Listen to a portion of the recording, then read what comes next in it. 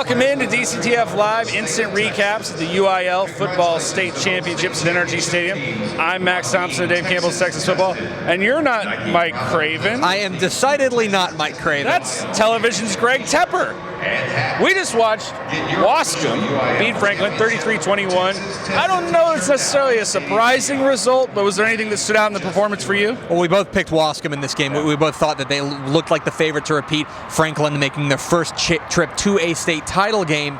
And at times, they looked like a team playing in their first state title game. I think they pressed the issue a little bit at times, but I think you got to give a ton of credit to Waskom. Came out with a game plan, and even though they got punched in the mouth by this Franklin team, they had a tremendous individual performance from Amie, a number of other players on that defense, including their linebacker Mike Reason.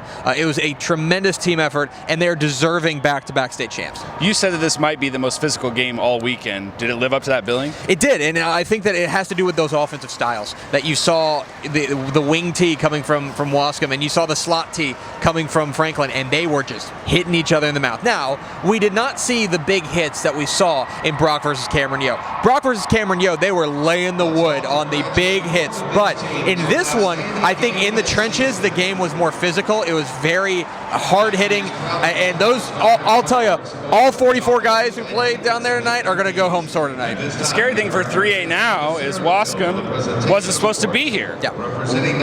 What can we expect from this team in the next few years? Well, I mean, this is obviously what Whitney Keeling has built there is something that has lasting staying power. And that I think that the first one is always the toughest to get. And once you get that one, everyone believes that you can get another one, and that's what you saw tonight from Amie and company. They were positive they could get another one, even losing all those superstar running backs like Junebug Johnson, like Kevin Johnson, who were on the sideline tonight supporting their old alma mater.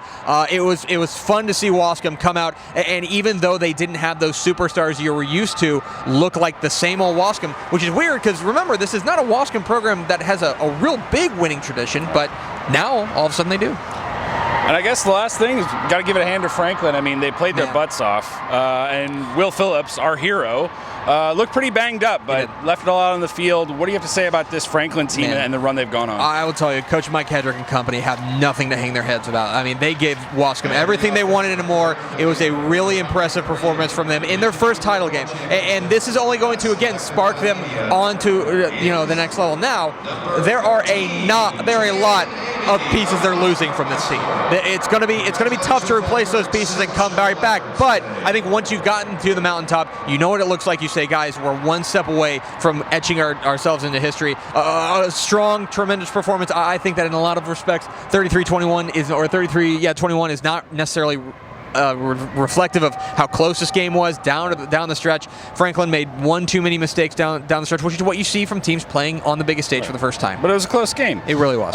And if you're gonna stay here till 1 in the morning like us, it is like 1 in the morning right now. At least have a firecracker of a finish. So 6 more games to go.